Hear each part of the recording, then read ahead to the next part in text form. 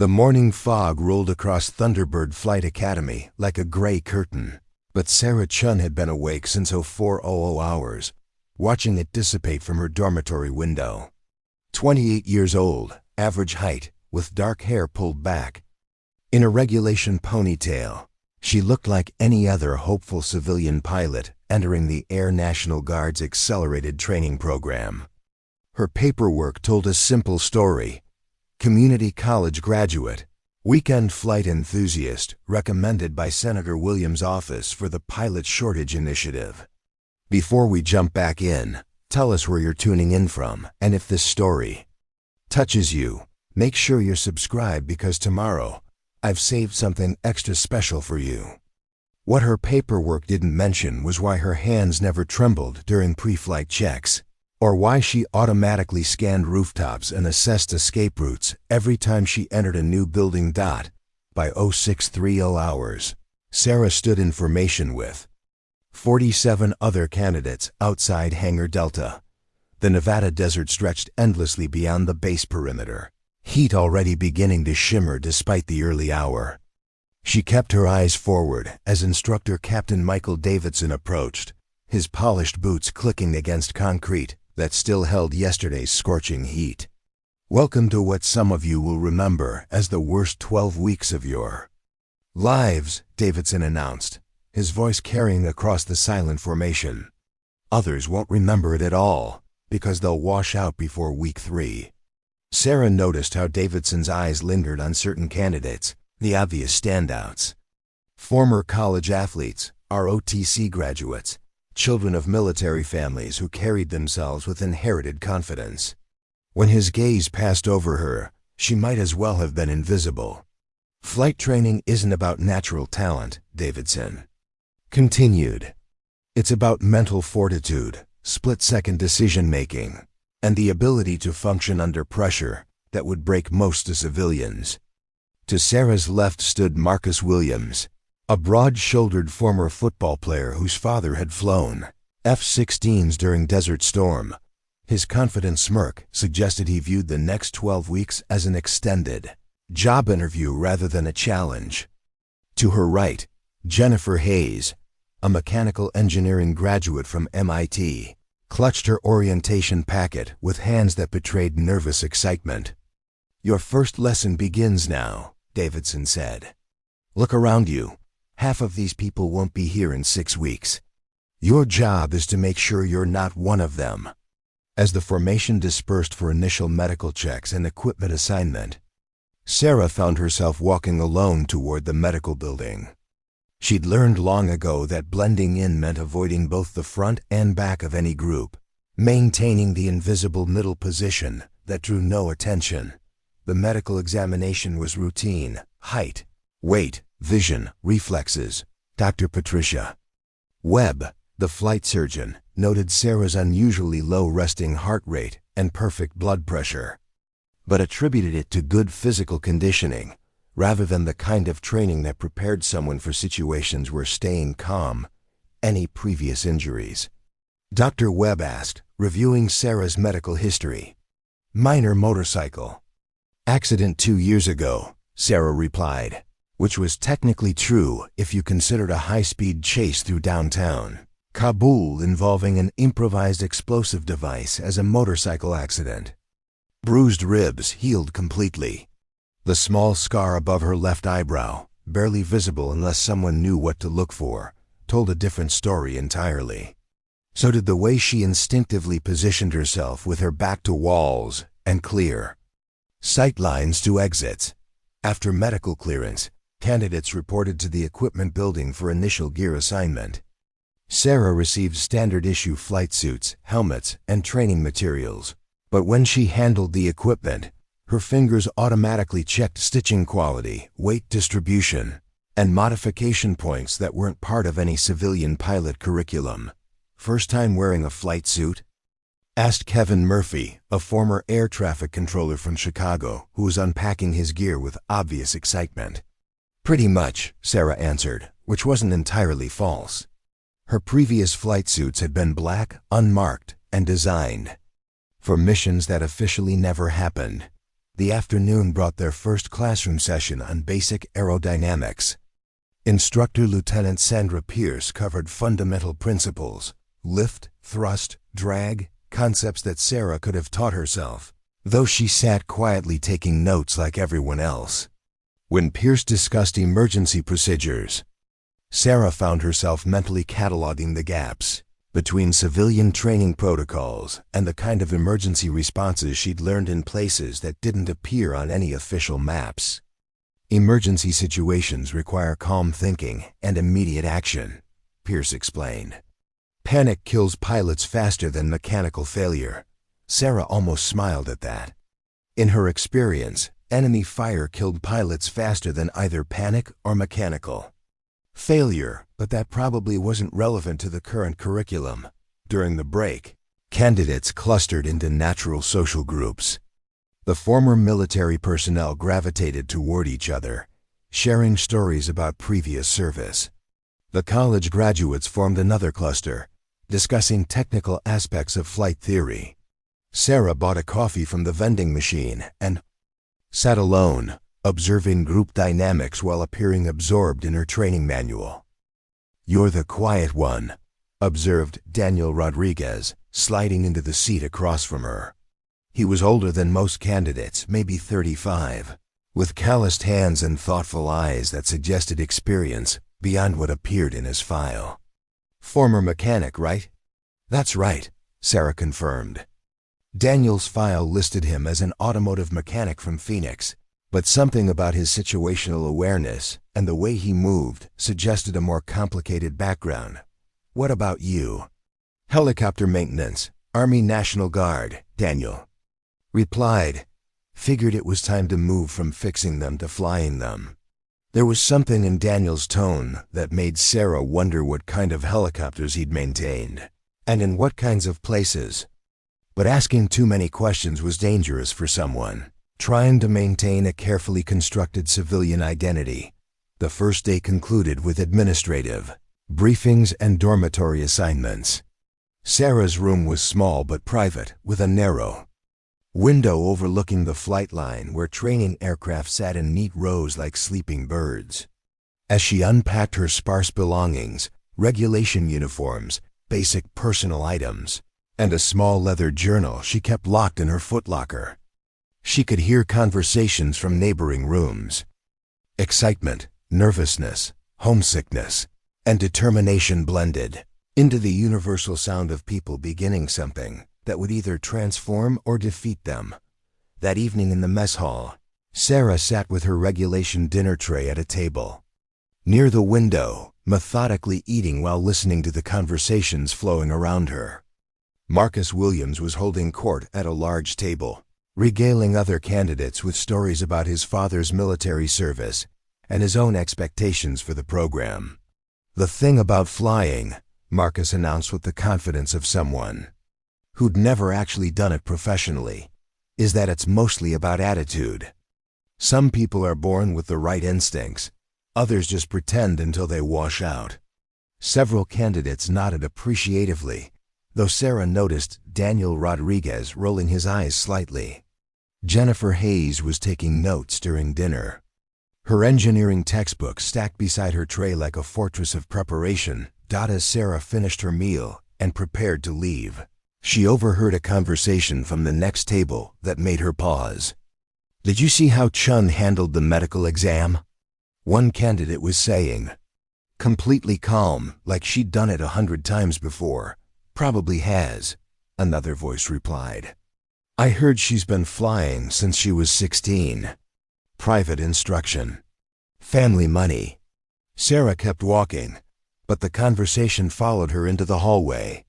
Her cover story was holding, but people were already watching, already forming opinions about who belonged and who was pretending. In 12 hours, she'd gone from complete anonymity to mild curiosity, which was exactly the kind of attention she couldn't afford.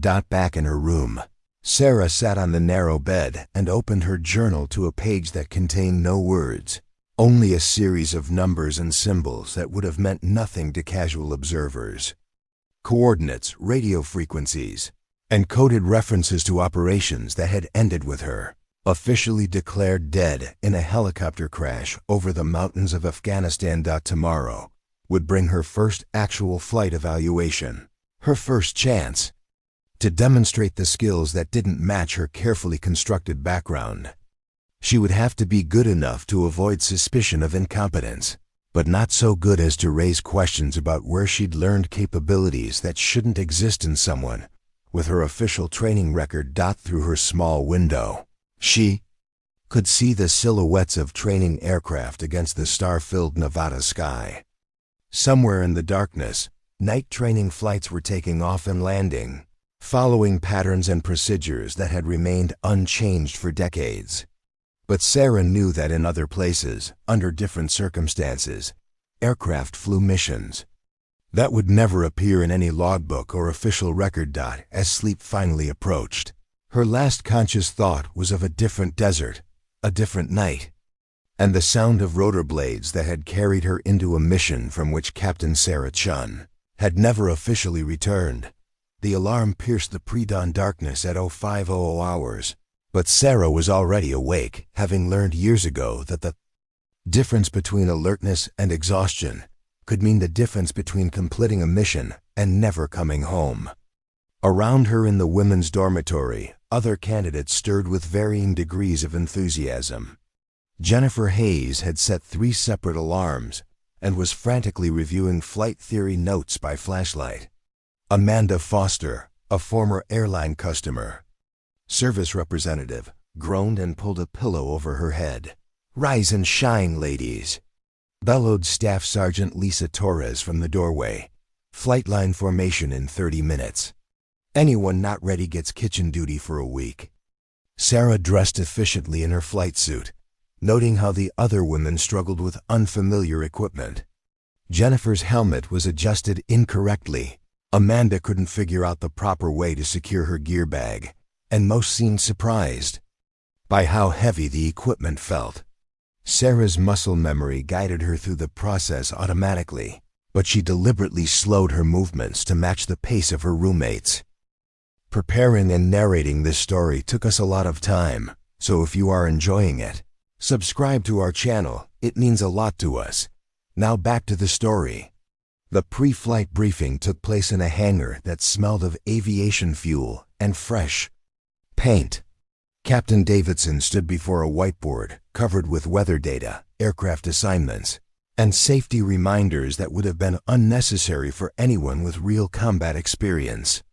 "Today we separate the dreamers from the pilots," Davidson announced, scanning the assembled candidates with the expression of someone who'd seen countless hopefuls discover they weren't cut out for military aviation.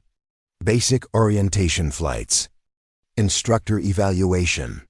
Some of you will discover that what looks easy in movies is significantly more challenging when you're actually responsible for keeping aircraft airborne." Sarah was assigned to Aircraft Tango 47 with instructor Major Patricia Hendricks, a 20-year veteran with steel gray hair and eyes that missed nothing.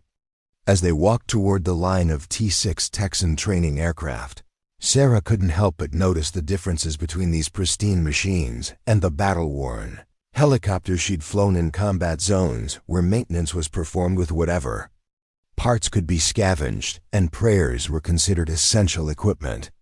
"So, Miss Chun," Major Hendricks said, reviewing Sarah's file as they approached their assigned aircraft, "civilian flight experience at small airports, weekend hobby flying. Tell me, what made you decide to pursue military aviation?" Sarah had rehearsed this answer dozens of times. "I've always been fascinated by flight, ma'am. When I heard about the pilot shortage program, it seemed like an opportunity to serve my country while doing something I love." Hendricks nodded noncommittally. "Love is a strong word. We'll see how much you love it when you're pulling 4Gs. In a steep turn behind them, Marcus Williams was loudly explaining aircraft systems to a cluster of attentive candidates, his confidence undiminished by the fact that his knowledge came entirely from books and his father's stories. "The T-6 is basically a sports car with wings," he declared.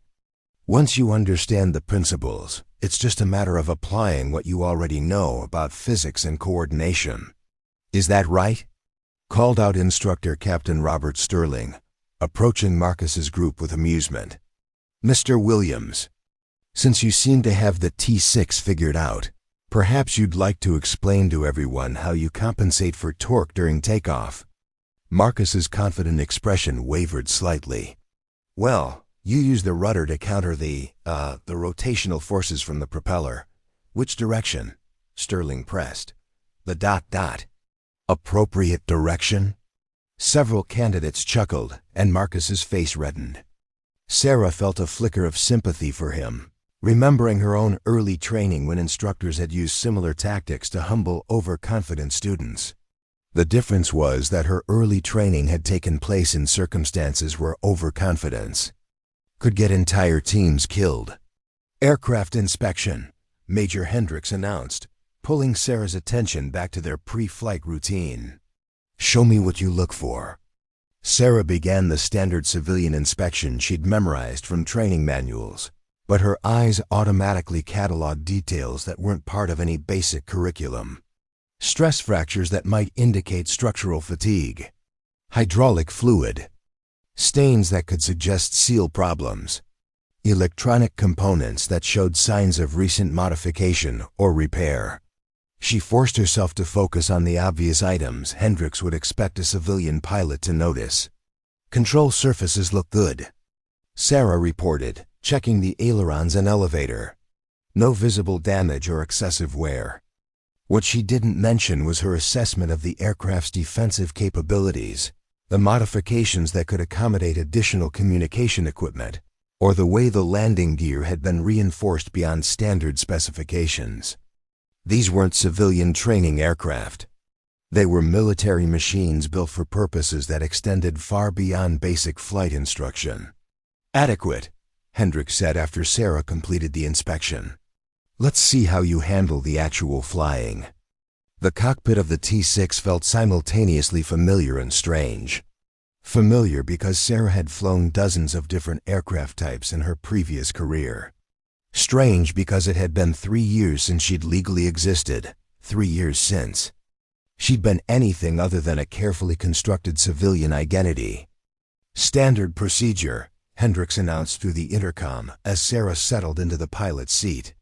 I'll handle the first takeoff, demonstrate basic maneuvers, then turn controls over to you. Try not to embarrass yourself completely.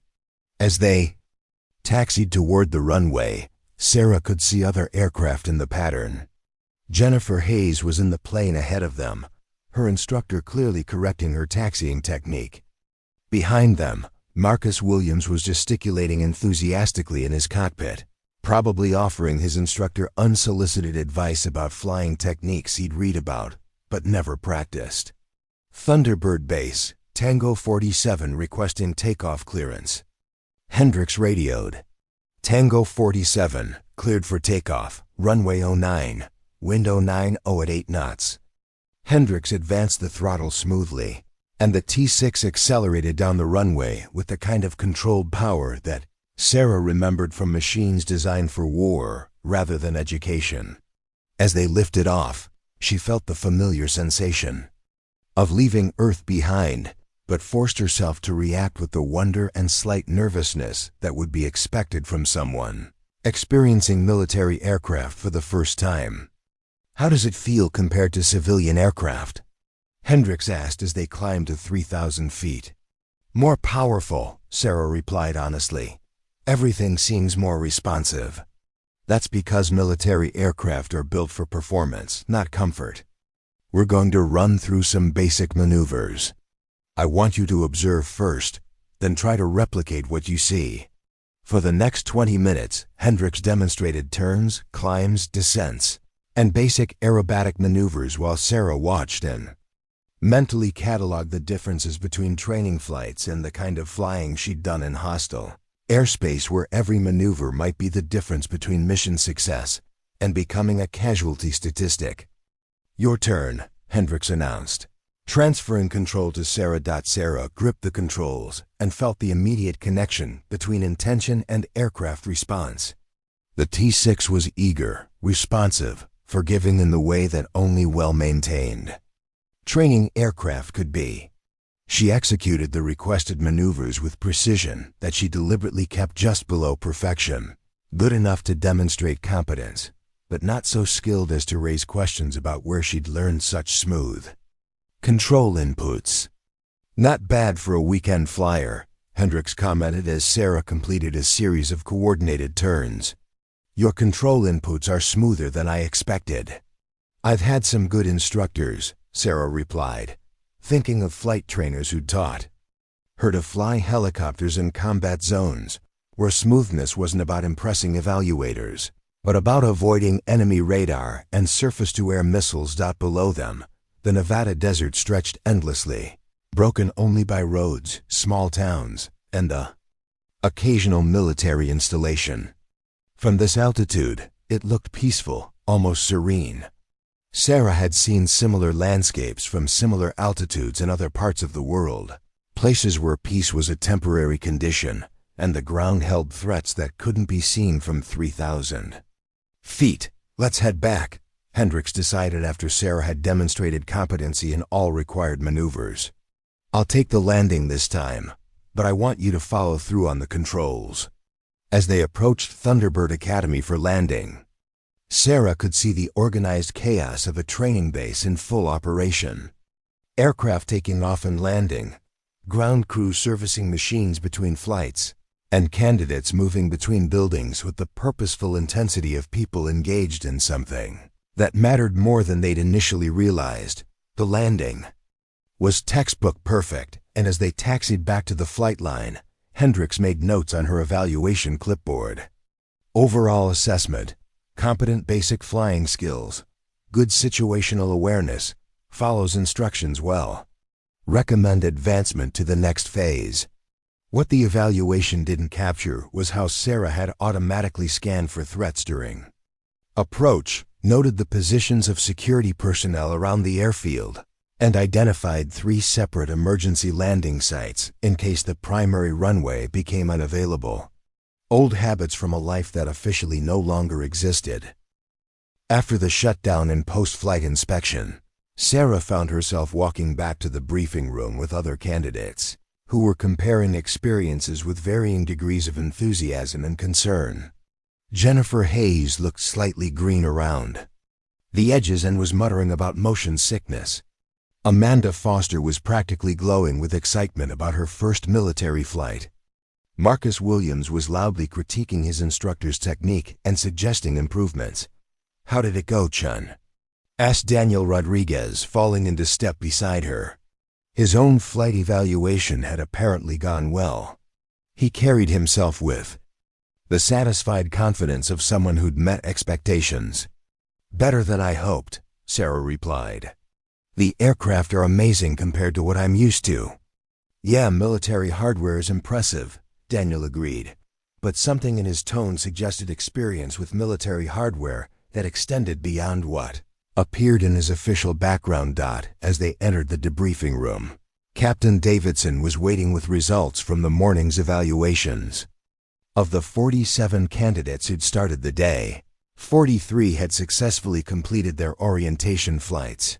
4 had been removed from the program, 2 for airsickness that indicated incompatibility with military aviation, 1 for anxiety reactions that made flight unsafe, and 1 for what Davidson diplomatically termed attitude incompatible with military service. Sarah suspected the last dismissal referred to a candidate who'd argued with his instructor about proper flying techniques, but she kept the observation to herself. In her experience, people who couldn't accept instruction rarely survived long. In situations where following orders meant the difference between mission success and disaster. "Congratulations to those who passed today's evaluation," Davidson announced. "Tomorrow we begin actual flight training. Fair warning, today was the easy part." 3 weeks into the program, the morning briefing carried an edge of tension that hadn't been there during basic orientation flights. Captain Davidson stood before the assembled candidates with weather charts showing deteriorating conditions across the training area. Outside Hangar Delta, wind gusts rattled the metal siding and sent dust devils dancing across the tarmac. "Today's exercise is formation flying in challenging weather," Davidson announced, his voice cutting through the nervous murmur of candidates who'd grown comfortable with clear skies and gentle winds. 4 ship formations, radio communication, protocols, and emergency separation procedures. This is where we separate those who can maintain composure under pressure from those who panic when conditions aren't perfect. Sarah sat in the third row between Jennifer Hayes, who was frantically reviewing formation flying procedures, and Daniel Rodriguez, whose calm demeanor suggested experience with challenging flight conditions that wasn't reflected in his automotive mechanic background. Ahead of them, Marcus Williams was holding court with his usual confidence, though Sarah noticed his hands fidgeting with his flight manual more than usual. "Formation flying isn't about individual skill," Davidson continued. "It's about trust, communication, and the ability to maintain precise control while flying in close proximity to other aircraft. In combat situations, these skills can mean the difference between mission success and catastrophic failure." The word combat sent a familiar chill down Sarah's spine. She'd flown formation missions in places where the consequences of poor communication or spatial awareness were measured in lives lost rather than training scores. But officially, she'd never been closer to combat than watching movies. "Flight assignments are posted," Davidson said, gesturing toward the board beside the podium. "Study your formation positions, brief with your flight leaders, and remember, if weather deteriorates beyond safe limits, we scrub the mission. Pride doesn't bring down crashed aircraft." Sarah found her name assigned to Flight Charlie, 4th position in a formation led by Marcus Williams. The irony wasn't lost on her that she'd be following someone whose understanding of aviation came primarily from textbooks and inherited confidence. Her other wingmen were Jennifer Hayes and Kevin Murphy, the former air traffic controller from Chicago. "All right, Charlie Flight," Marcus announced as they gathered around a table covered with charts and flight plans. "I've been studying formation techniques, and I think we can really impress the instructors today. The key is maintaining precise spacing while executing coordinated maneuvers." Jennifer nodded eagerly, taking notes as Marcus outlined procedures that were technically correct but lacked the nuances that came from actual experience. Kevin listened with the professional attention of someone who'd guided aircraft from the ground but never flown formation himself. Sarah remained quiet, mentally cataloging the gaps between Marcus's theoretical knowledge and the practical realities of formation flying in challenging conditions. "Chun, you're tail end Charlie," Marcus said, pointing to the formation diagram. "Your job is to maintain position on my left wing while following Hayes. Think you can handle that?" "I'll do my best," Sarah replied, which was true in the sense that her best would involve flying with precision that Marcus couldn't imagine, and restraint that felt increasingly difficult to maintain. The pre-flight briefing with their instructor, Major Robert Crawford, added layers of complexity that made Jennifer's note-taking even more frantic. Weather updates showed increasing wind speeds and occasional gusts that would challenge even experienced formation pilots. Radio frequencies for emergency separation procedures.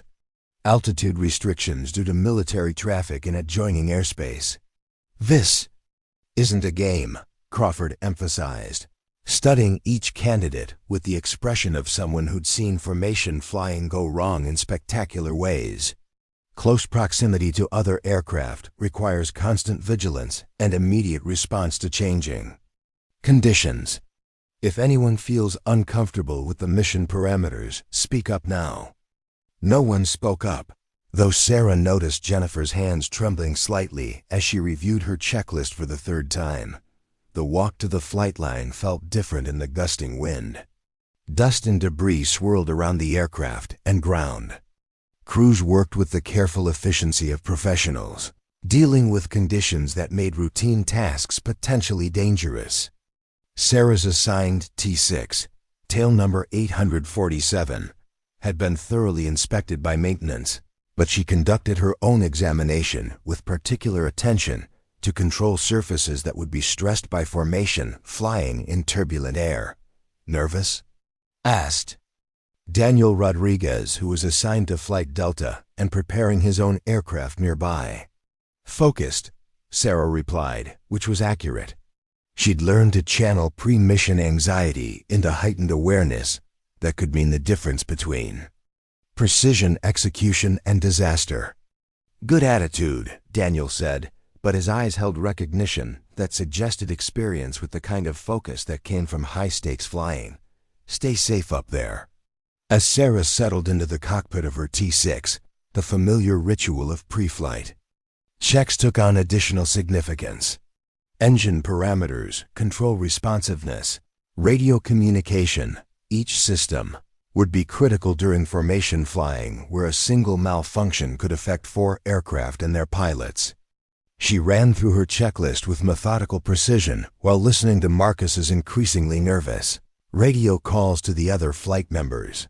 "Charlie Flight, this is Charlie Lead," Marcus transmitted as they prepared for taxi. "Everyone ready for an impressive demonstration of formation flying." His voice carried forced confidence that suggested growing awareness of the difference between studying formation techniques and actually flying them in challenging conditions. Sarah keyed her microphone for the standard response, but found herself mentally preparing for the kind of situational management she'd learned in circumstances where formation flying meant survival rather than evaluation. The taxi to the runway involved coordination between 4 aircraft moving in sequence while ground controllers managed traffic that included other training flights and operational military aircraft. Sarah maintained a precise position behind Jennifer's T-6, while monitoring radio communications that revealed increasing complexity as wind conditions continued to deteriorate. "Charlie Flight, tower reports wind 230 at 15 gusting to 25, came the update from ground control. Advise if you need to delay departure." "Charlie Lead copies," Marcus replied after a pause that lasted a few seconds longer than it should have. "We're good to go." Sarah heard the uncertainty beneath his forced confidence and found herself automatically shifting into the heightened awareness that had kept her alive during missions where weather was the least dangerous factor they faced. "Charlie Flight, cleared for takeoff in sequence," tower announced. "Maintain runway heading. Contact departure control passing 1,500 feet. Marcus's takeoff was technically competent, but showed signs of over-control that indicated stress responses. Sarah recognized from pilots facing their first real test. Jennifer followed with visible tension in her control inputs. Kevin's departure was smoother, suggesting natural aptitude despite limited experience. Sarah's takeoff felt like coming home to a life she'd officially left behind. The T-6 responded to her inputs with precision that came from muscle memory developed in aircraft where smoothness wasn't about impressing instructors, but about maintaining stealth profiles in hostile airspace. She automatically scanned for threats that wouldn't exist in Nevada training airspace, but might appear anywhere else in the world. "Charlie Flight, join up in trail formation," Marcus instructed as they climbed through 2,000 feet. "Maintain 500-foot spacing, follow my lead." The formation join-up revealed the gap between theoretical knowledge and practical execution. Marcus's control inputs were jerky, overcorrecting for wind gusts that required smooth, anticipatory responses. Jennifer struggled to maintain position, her aircraft drifting laterally as she fought unfamiliar turbulence. Kevin showed natural aptitude but lacked the experience to anticipate Marcus's erratic flight path. Sarah found herself automatically compensating for the formation's instability, maintaining precise position relative to Jennifer while mentally calculating the corrections needed to keep the entire flight safe. Her control inputs were so smooth that the T-6 seemed to fly itself, responding to turbulence with adjustments that happened faster than conscious thought. "Charlie 4, excellent position keeping," came Major Crawford's voice through the radio. He was flying as an observer in a separate aircraft, monitoring the formation exercise from a position that allowed evaluation of all 4 pilots. Maintain current spacing.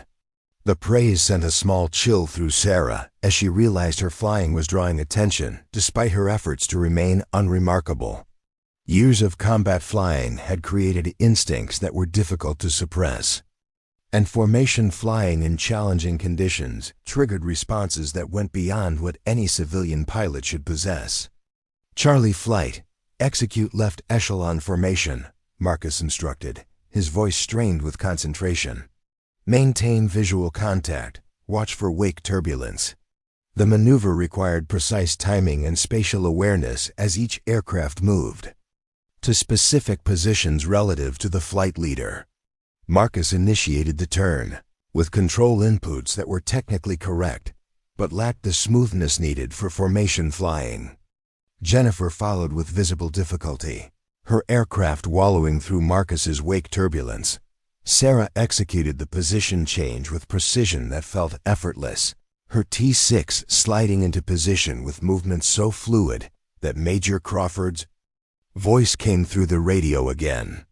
"Charlie 4, where did you learn to fly like that?" The question hung in the air like a warning. Sarah had just demonstrated skill levels that didn't match her background, responding to challenging formation flying with competence that suggested experience rather than weekend hobby flying.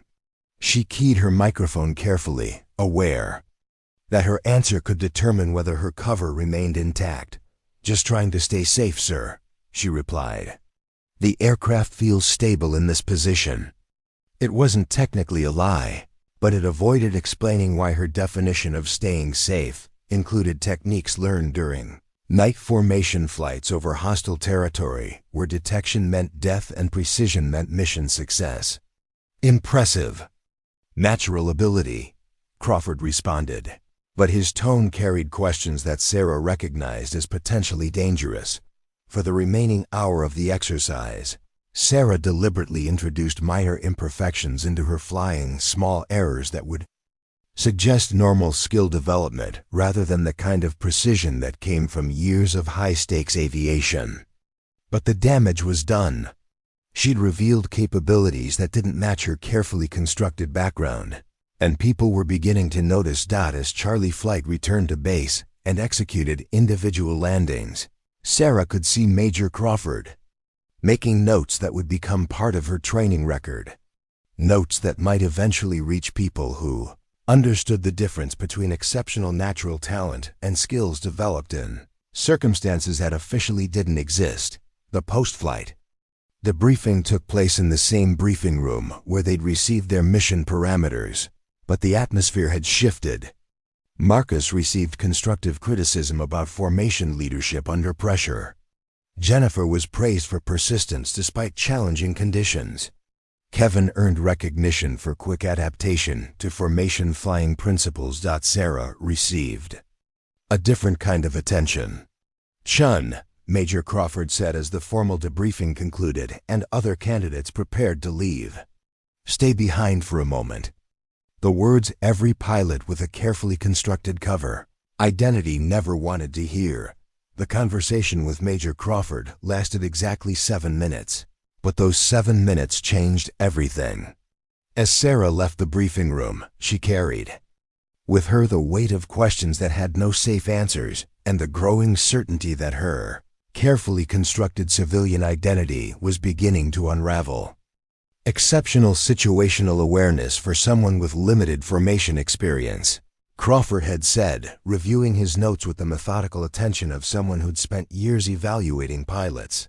"Your control inputs during the weather deterioration showed decision-making patterns that typically take months to develop." Sarah had deflected with mentions of natural aptitude and good civilian instructors, but she'd seen the skepticism in Crawford's eyes.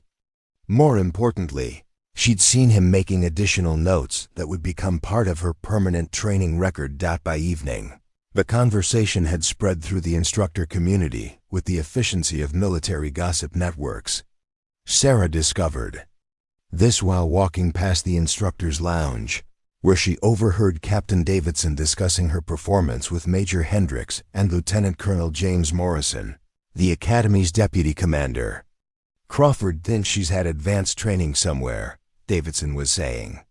"The kind of precision and composure that doesn't develop from weekend flying at civilian airports." "Background check came back clean," Hendricks replied. "Community.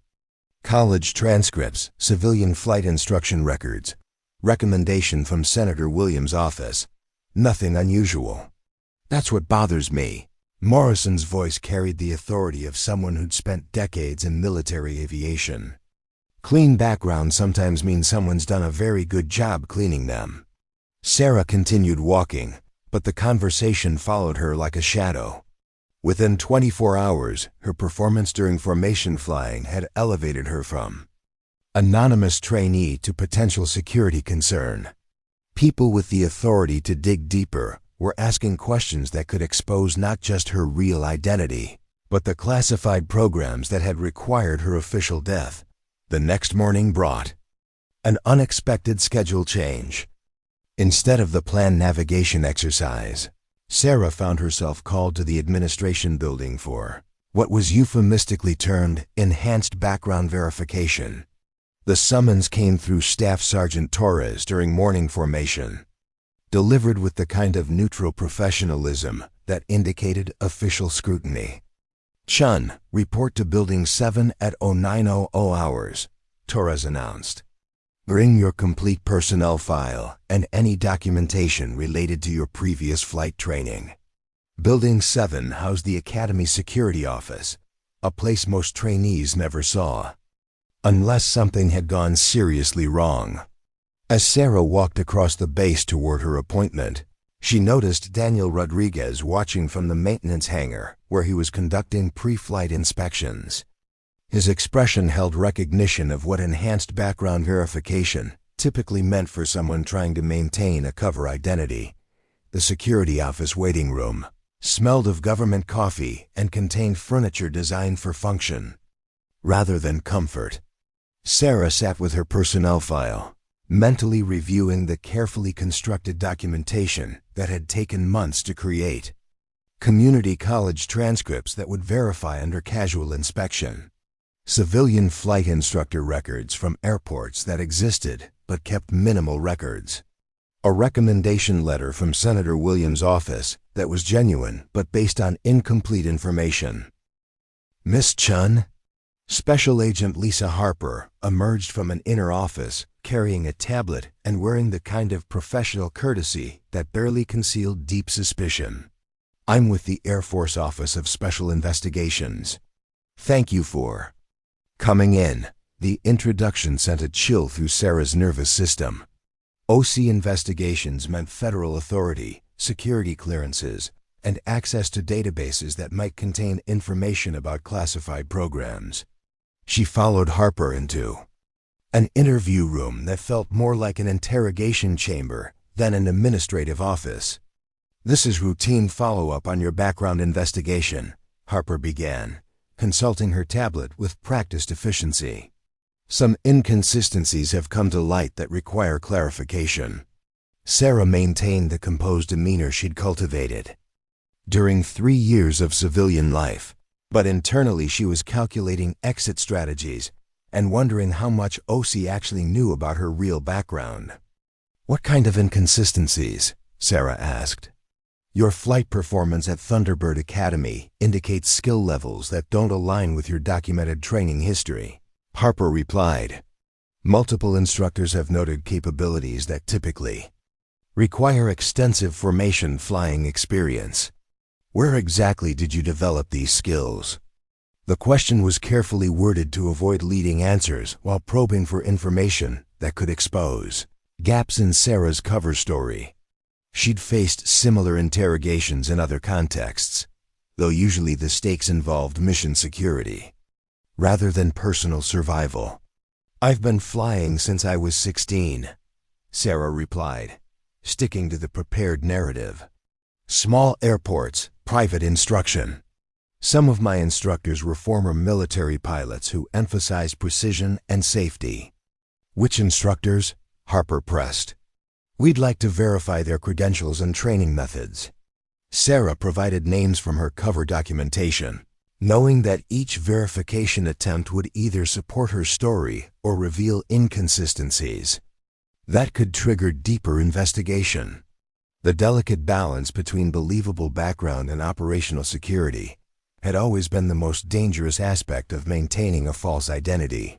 Tell me about your motorcycle accident 2 years ago. Harper continued, shifting to a different line of inquiry. Medical records show treatment for injuries consistent with high-speed impact. What were the circumstances? The question probed at one of the few genuine elements in Sarah's cover story. The motorcycle accident had actually been a helicopter crash during extraction from a classified mission, but the injuries were real enough to provide medical documentation that supported her civilian identity. I was riding on a mountain road outside Las Vegas, Sarah replied. Hit gravel in a turn, went down at about 40 miles per hour. Bruised ribs, some road rash. I was lucky it wasn't worse. Harper made notes while asking follow-up questions about the accident location, medical treatment, and recovery timeline. Each question felt like a probe searching for inconsistencies that could unravel the entire carefully constructed narrative.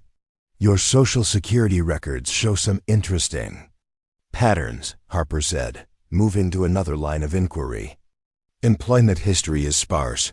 Credit history begins relatively recently, and there are gaps that suggest time spent outside normal economic activity.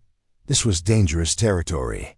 Sarah's civilian identity had been constructed to withstand casual scrutiny, but detailed financial investigation could reveal the kind of bureaucratic gaps that indicated classified government employment. I spent some time traveling after college, Sarah replied. Working odd jobs, not always in the formal economy. I know it looks unconventional, but some people take time to figure out what they want to do with their lives. Harper's expression suggested skepticism about the explanation, but she moved on to questions about Sarah's family background, educational history, and long-term career goals. Each inquiry felt like a step closer to exposure, and Sarah found herself unconsciously shifting into the heightened alertness that had kept her alive during missions where discovery meant capture or death. The interrogation lasted 2 hours and covered every aspect of Sarah's documented background. Harper's questions revealed access to databases that included financial records, medical history, educational transcripts, and employment verification. The thoroughness of the investigation indicated that Sarah's performance had triggered serious security concerns. That's all for now, Harper concluded, closing her tablet with practiced efficiency. We may have follow-up questions as we verify the information you've provided. As Sarah left the security office, she knew that her time at Thunderbird Academy was measured in days rather than weeks. OC investigations were thorough, persistent, and designed to uncover exactly the kind of classified background she was trying to hide. Somewhere in Washington, people with appropriate security clearances were probably already reviewing files that could reveal her true identity. Walking back across the base, Sarah noticed increased attention from security personnel who'd previously ignored her. The kind of polite surveillance that indicated someone had been flagged for additional monitoring. Her movements would be tracked, her communications monitored, her interactions with other personnel evaluated for security implications. That evening in the mess hall, the atmosphere around Sarah had subtly changed. Other trainees seemed less inclined to include her in conversations, and she noticed instructors observing her with the kind of professional attention that suggested ongoing evaluation beyond normal training parameters. Heard you had a meeting with OC, Daniel Rodriguez said quietly as he sat across from her during dinner. His tone carried understanding rather than curiosity, the voice of someone who recognized the implications of federal investigation. Routine background verification, Sarah replied, but both of them understood that nothing involving OC was ever routine. Word of advice, Daniel said, lowering his voice further. Sometimes the safest thing is to be exactly what you appear. To be, nothing more or less. The statement carried layers of meaning that suggested Daniel understood the challenges of maintaining cover identities in environments where exceptional performance could trigger unwanted attention. Sarah studied his face, wondering what aspects of his own background might not align with his official automotive mechanic credentials. "Thanks for the advice," she replied. That night, lying in her narrow dormitory bed, Sarah reviewed her options with the methodical analysis she'd learned during operational planning sessions. I would continue digging, probably expanding there. Investigation to include financial forensics and detailed interviews with people from her supposed civilian background. Each verification attempt would either support her cover or reveal inconsistencies that could expose the classified programs. That required her official death. She could withdraw from the training program, citing personal reasons or medical concerns. That would end the investigation, but also terminate her mission. She could maintain her cover and hope that the documentation would withstand detailed scrutiny. Or she could prepare for the possibility that her true identity would be discovered and classified authorities would need to intervene. Through her dormitory window, she could see the lights of the base operations center where night flights continued their training missions. Somewhere in those routine training exercises, other pilots were developing skills they might someday use in circumstances that would never appear in official records. The investigation was intensifying, and Sarah knew that the next few days would determine whether her resurrection could continue or whether the ghost pilot would have to disappear once again into the shadows where legends were too dangerous to acknowledge but too important to forget. Outside, the Nevada wind carried the sound of aircraft engines climbing toward stars that had witnessed the rise and fall of pilots whose names would never appear on any memorial wall, but whose missions had shaped the world in ways that could never be publicly recognized. The hunt was closing in, and Sarah Chen was running out of ways to remain invisible. The summons came at 0530 hours, delivered by 2 Air Force Security Forces personnel who appeared at Sarah's dormitory room with the kind of professional courtesy that left no room for negotiation. Lieutenant Colonel Morrison wanted to see her immediately in his office, and the escort suggested that this wasn't a request that could be declined or postponed. "Ma'am, please bring any personal items you might need," one of the security personnel said. Colonel Morrison indicated this might be an extended conversation. Sarah dressed quickly in her flight suit, grabbed her personnel file, and followed the escorts across a base that was just beginning to stir with pre-dawn activity.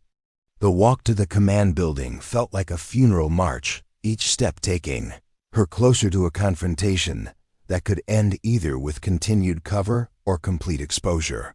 Lieutenant Colonel Morrison's office occupied a corner of the command building, with windows that overlooked the flight line where aircraft sat in neat rows like sleeping predators. Morrison himself was a lean, weathered man with the kind of steady eyes that came from decades of military service in situations where lives depended on accurate assessment of people and circumstances. "Sit down, Miss Chun," Morrison said, gesturing toward a chair across from his desk. "We need to have a frank discussion about your background and your future at this academy." Sarah sat carefully, noting that the office door remained open and the security escorts had positioned themselves in the hallway rather than leaving entirely. The arrangement suggested official proceedings that required witnesses and documentation. Special Agent Harper's investigation has raised significant concerns, Morrison continued, consulting a file that was considerably thicker than any standard trainee documentation. "Your performance capabilities don't match your documented background. Your financial history shows patterns consistent with classified government employment, and there are gaps in your personal timeline that suggest activities you haven't disclosed." The moment Sarah had been dreading for 3 years had finally arrived. Someone with appropriate authority and access to classified databases was connecting dots that led directly to her real identity. She could continue denying everything and hope her cover held, or she could begin the delicate process of controlled revelation that might protect the deeper secrets while resolving the immediate crisis. "Colonel," Sarah said carefully, "I think there may be some confusion about my background that requires clarification at a higher level than this academy." Morrison's expression sharpened. "What kind of clarification?" "The kind that involves security clearances and authorization codes that I'm not permitted to discuss without proper oversight," Sarah replied, choosing words that would signal classified involvement without revealing specific details. Morrison leaned back in his chair, studying Sarah with the expression of someone who'd just heard confirmation of suspicions he'd hoped were wrong. "Miss Chun, are you telling me that your presence at this academy involves classified government activities?" "I'm telling you that some questions about my background can only be answered by people with appropriate clearance levels and need-to-know authorization," Sarah said. "I believe Agent Harper's investigation may have already triggered those protocols." As if summoned by the conversation, Special Agent Harper appeared in the office doorway, carrying a secure phone and wearing the expression of someone who discovered information that changed everything. "Colonel Morrison, I need to speak with you privately," Morrison nodded toward Sarah. "Miss Chen, please wait outside while Agent Harper and I discuss the current situation." Sarah found herself in the hallway with the security escorts, listening to muffled voices from Morrison's office that occasionally rose with the intensity of people dealing with information that complicated their assumptions. After 20 minutes, Harper emerged and made a phone call using the secure communication equipment, speaking in tones too low to be overheard but with body language that suggested contact with higher authorities. When Sarah was finally called back into Morrison's office, the atmosphere had fundamentally changed. Morrison's expression held the careful neutrality of someone who'd learned information that placed the situation beyond his normal authority, while Harper looked like someone who'd opened a door she couldn't close. "Miss Chun," Morrison said, "Agent Harper has been in contact with federal authorities who have provided additional context about your background. It appears that your presence at this academy involves considerations that extend beyond normal training program parameters." Sarah remained silent, understanding that this was the critical moment where careful words could either protect her mission or expose classified operations that had taken years to establish. "However," Morrison continued, "those same authorities have indicated that certain aspects of your background must remain classified, and that this academy's role is to complete your training without further investigation into matters beyond our clearance level." The statement represented a careful balance between security concerns and operational necessity. Someone in Washington had intervened to protect Sarah's cover while acknowledging enough truth to satisfy local security requirements. "Agent Harper will be concluding her investigation with findings that support your continued participation in this program," Morrison said. "Your performance capabilities will be attributed to exceptional natural aptitude and previous training that, while unconventional, falls within acceptable parameters for the pilot shortage initiative." Sarah felt a mixture of relief and apprehension. Her immediate crisis had been resolved, but at the cost of increased attention from federal authorities, who now knew that she represented something more than a simple training candidate. "Colonel," Sarah said, "I want you to understand that my presence here is motivated by the same desire to serve my country that brings every other candidate to this program. The circumstances may be unusual, but my commitment to completing training and serving with distinction is genuine." Morrison nodded slowly. "I believe that, Miss Chun. What concerns me is the realization that this academy is being used for purposes that extend beyond our normal mission parameters." Agent Harper spoke for the first time since returning to the office. "Colonel Morrison, Miss Chun's situation involves national security considerations that require compartmentalized information sharing. Your academy has been selected to provide training that serves broader strategic interests while maintaining operational security. The explanation provided just enough context to justify continued cooperation without revealing the specific classified programs that required Sarah's resurrection and retraining. Miss Chun will continue in the program with enhanced performance monitoring, Morrison decided. Her training will be accelerated to accommodate mission requirements that have been communicated through appropriate channels. As Sarah left Morrison's office, she understood that her situation had fundamentally changed. The investigation had been contained, but at the cost of revealing her existence to federal authorities, who would now be tracking her progress for reasons that extended beyond normal training evaluation. Walking back toward the dormitory complex, Sarah noticed that the subtle surveillance had ended. Security personnel no longer observed her with special attention, and the atmosphere of suspicion that had surrounded her for the past week had dissipated.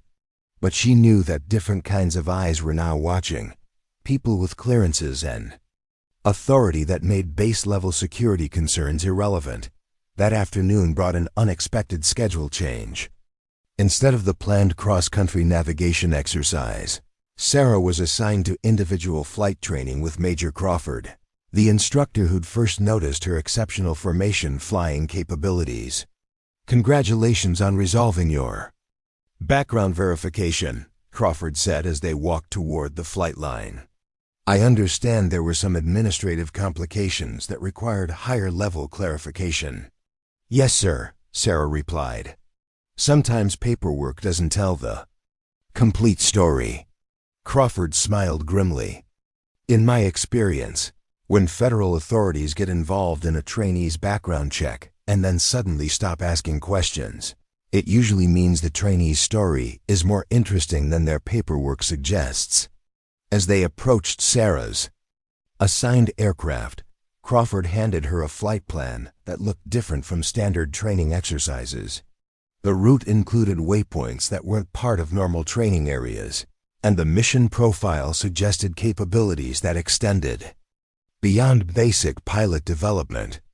Today's exercise involves navigation to restricted airspace, communication with air traffic control facilities that require special authorization, and flight profiles that simulate operational mission parameters, Crawford explained.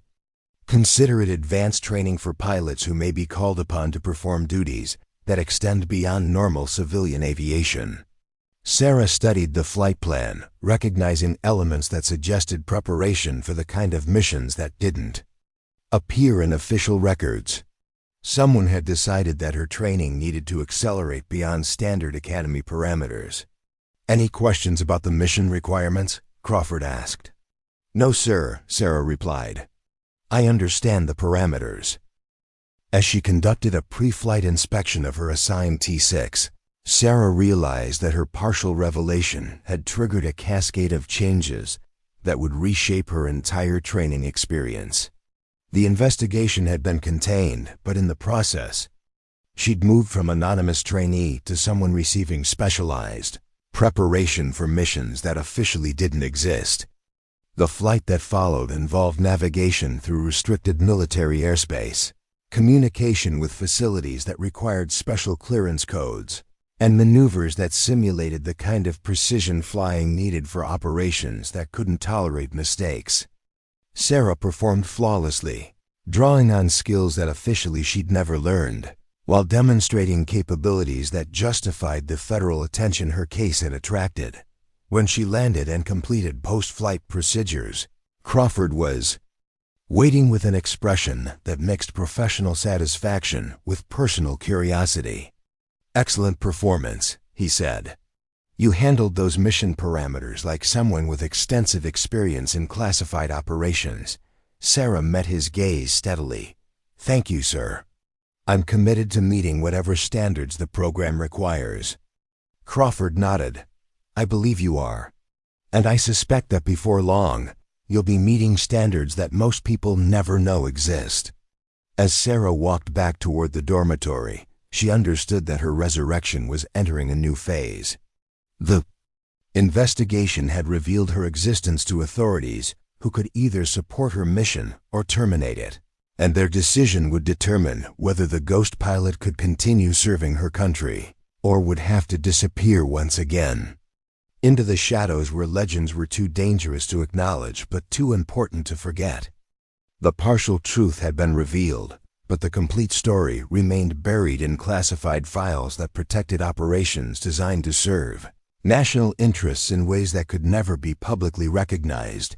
The emergency klaxon pierced the pre-dawn darkness at 0347 hours, jolting every trainee at Thunderbird Academy from sleep with the kind of urgency that meant this wasn't a drill. Sarah was already moving before the announcement crackled through the dormitory speakers. Muscle memory from years of crisis response, overriding the 3 seconds of confusion that paralyzed her roommates. All qualified pilots report to hangar. Charlie immediately, came the voice of Lieutenant Colonel Morrison through the base-wide communication system. This is not an exercise. Repeat, this is not an exercise.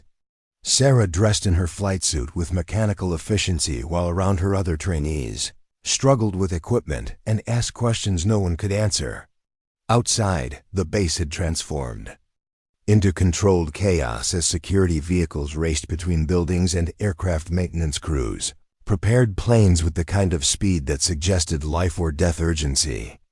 Hangar Charlie buzzed with activity that Sarah recognized from crisis operation centers she'd officially never seen. Banks of communication equipment staffed by personnel who weren't part of the normal academy complement. Digital displays showing weather patterns, aircraft positions, and what appeared to be search grids overlaying mountainous terrain. Major Crawford stood near a central command table surrounded by officers whose uniforms bore insignia that extended far beyond the Academy's normal chain of command. "Listen up," Morrison announced as the assembled pilots formed an impromptu briefing circle. 47 minutes ago, a civilian medical helicopter conducting an emergency evacuation went down in the Sierra Nevada mountains. Weather conditions are deteriorating rapidly, and standard search and rescue assets are grounded due to extreme turbulence and visibility. Sarah felt the familiar chill that preceded high-stakes missions, where lives hung in the balance and conventional resources had proven inadequate. Around her, other trainees absorbed the briefing with expressions ranging from excitement to barely controlled terror. However, Morrison continued, satellite thermal imaging has detected possible survivors at the crash site. The window for rescue is closing rapidly due to incoming weather that will make any flight impossible for the next 72 hours. Captain Davidson approached the group carrying flight charts that showed terrain features Sarah recognized as among the most challenging in North America. Mountain peaks that created severe turbulence, valleys that channeled winds into unpredictable patterns, and weather conditions that had claimed experienced pilots flying advanced aircraft. The mission requires precision flying in conditions that exceed normal safety parameters, Davidson explained.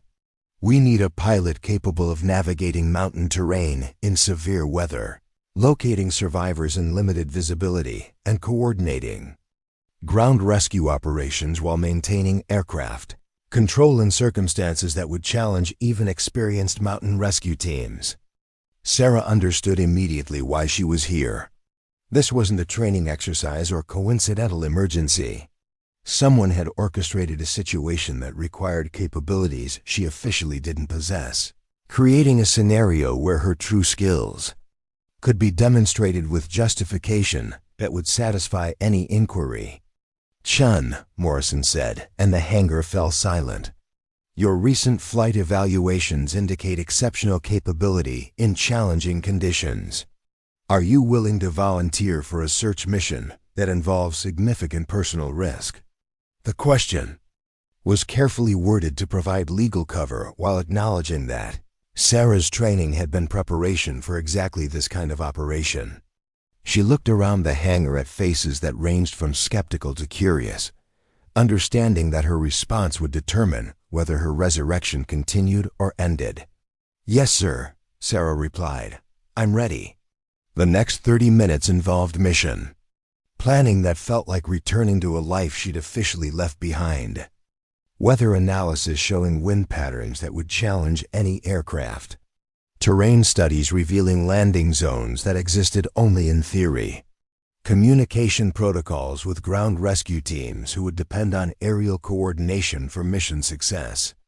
You'll be flying a modified T-6 equipped with search and rescue equipment, Major Crawford explained, leading Sarah toward an aircraft that looked different from standard trainers. Enhanced navigation systems, emergency medical equipment, and communication gear that suggested capabilities extending beyond normal training missions. The modification package includes terrain-following radar, forward-looking infrared, and satellite communication that will keep you in contact with rescue coordination regardless of weather conditions. Crawford continued, "The aircraft can handle the mission requirements, but the pilot will be operating at the edge of both machine and human capabilities." Sarah conducted her pre-flight inspection with the methodical thoroughness she'd learned during missions where equipment failure meant mission failure and potential loss of life. Every system was state-of-the-art, every component designed for the kind of precision operation that required pilot skills developed in circumstances far more challenging than civilian flight training. As she settled into the cockpit, Sarah felt the familiar transformation that occurred when training ended and operational reality began. The modified T-6 responded to her touch like a precision instrument, its enhanced systems providing information and capabilities that matched her ability to use them effectively. "Rescue 1, you are cleared for immediate departure," came the tower transmission. "Weather window is closing rapidly. Ground rescue teams are standing by for your coordination." Sarah advanced the throttle and felt the aircraft leap forward with the eager responsiveness of a machine designed for missions that couldn't tolerate hesitation or half measures. As she climbed toward the mountains, she could see the weather system approaching like a gray wall that would soon make any flight impossible. The search area lay in terrain that had humbled pilots flying aircraft far more advanced than her modified trainer. Sarah navigated through mountain passes where wind shear could destroy an aircraft in seconds, using techniques she'd learned in places where similar conditions were complicated by enemy fire and electronic warfare. "Rescue 1, ground rescue reports possible signal from crash site vicinity," came the radio update. "Coordinates are being transmitted to your navigation system." Sarah banked toward the updated search area, flying through turbulence that threw the aircraft around like a toy while maintaining the kind of precise navigation that allowed her to locate a crash site in mountainous terrain, where GPS signals were unreliable and visual references disappeared in blowing snow. When she finally spotted the helicopter wreckage, Sarah understood why conventional rescue assets had been unable to complete the mission. The crash site lay in a narrow valley surrounded by peaks that created wind patterns deadly to anyone but the most experienced mountain pilots. The thermal imaging showed 2 survivors, one moving weakly and one motionless, with time running out before hypothermia made rescue meaningless. "Rescue coordination, Rescue 1 has located survivors," Sarah transmitted while maneuvering through turbulence that would have destroyed lesser pilots. "Beginning coordination of ground rescue operations." For the next 2 hours, Sarah flew patterns that guided ground rescue teams through terrain they couldn't navigate independently, maintaining aircraft control in conditions that pushed both machine and pilot beyond normal operational limits. She coordinated medical evacuation, provided communication relay between rescue teams, and demonstrated flying capabilities that left no doubt about her true background. When the mission concluded with successful extraction of both survivors, Sarah had accomplished something that validated every classified program that had contributed to her training and justified every resource that had been invested in keeping her operational. The debriefing took place in a secure conference room that hadn't existed at Thunderbird Academy 24 hours earlier. Sarah sat across from Lieutenant Colonel Morrison, Major Crawford, and 2 civilian officials whose presence indicated federal oversight that extended far beyond normal academy operations. Outstanding performance under extreme conditions, Morrison said, reviewing mission documentation that would become part of classified files rather than normal training records. Your coordination of the rescue operation demonstrated capabilities that exceed anything we've seen in conventional pilot training. One of the civilian officials, a woman whose bearing suggested intelligence community authority, leaned forward with questions that probed beyond the immediate rescue mission. Your navigation through mountain terrain in severe weather conditions showed familiarity with advanced flight techniques typically associated with military special operations, she observed. Where exactly did you develop those capabilities? Sarah met her gaze steadily, understanding that this conversation would determine her future more than any training evaluation. I've always been committed to developing whatever skills are necessary to serve my country effectively, Sarah replied. Sometimes that commitment takes people to places and training opportunities that don't appear in conventional documentation. The response provided acknowledgement without revelation, leaving space for the kind of classified background that justified exceptional capabilities while protecting operational security. Miss Chun, the second civilian official said, your performance yesterday demonstrated value that extends beyond normal pilot training programs. We'd like to discuss opportunities for continued service that would utilize your unique qualifications. Sarah understood that her resurrection was entering its final phase. The test had been passed, her capabilities demonstrated, and decisions were being made about how those capabilities would be employed in service of national interests. What kind of opportunities? She asked. The kind that don't appear in official records but serve national security interests in ways that conventional military operations cannot, Morrison replied. Assignments that require pilots with exceptional skills and the ability to operate in circumstances where official acknowledgement isn't possible. Over the following week, Sarah completed the formal requirements of her training program while participating in classified briefings that outlined her actual future. She would graduate with credentials that qualified her for civilian aviation employment, but her real assignments would involve missions that officially didn't exist. The graduation ceremony took place on a clear Nevada morning with families and friends gathered to celebrate the achievement of pilots who would go on to serve in Air National Guard units across the country. Sarah stood in formation with classmates who'd shared the challenges of flight training while knowing that her path would diverge from theirs in ways they could never imagine. Marcus Williams received assignment to a transport unit in Texas, his confidence finally tempered by respect for the complexity of military aviation. Jennifer Hayes was selected for a training position where her analytical skills would help develop the next generation of pilots. Daniel Rodriguez received orders to a helicopter unit that would utilize both his mechanical expertise and flight capabilities. Sarah received notification of assignment to a special projects unit whose mission description was so vague as to be meaningless to anyone without appropriate clearances. After graduation, as families departed and new classes of trainees arrived to begin their own transformation from civilians to military pilots, Sarah found herself once again walking alone across a base that had served purposes she couldn't discuss with anyone who'd shared the experience. Lieutenant Colonel Morrison approached for a final conversation that would officially close her file. At Thunderbird Academy, any regrets about pursuing military aviation? He asked. Sarah considered the question while watching new trainees conduct their first formation flights, remembering her own journey from resurrection to operational readiness. No regrets, she replied. Some people are meant to serve in ways that can't be publicly recognized. The important thing is that the service continues. Morrison nodded. Your new assignment will provide opportunities to serve in exactly those ways.